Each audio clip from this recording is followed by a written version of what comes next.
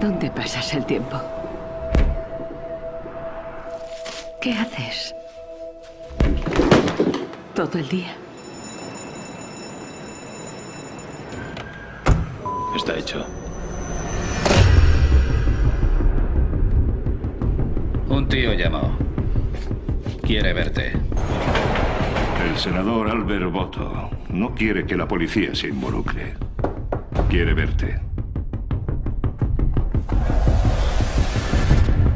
¿Tienes hijos, Joe? Nina.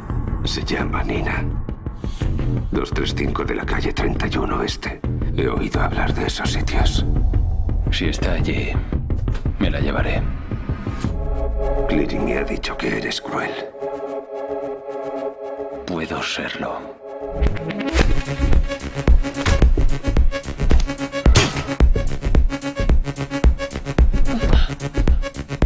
Mira a esta niña. ¿Está dentro? Seguridad. ¿Cuántos hay?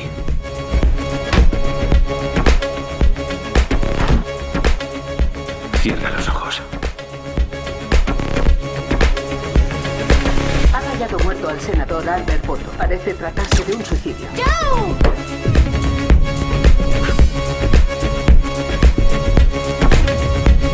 No sé qué coño está pasando aquí.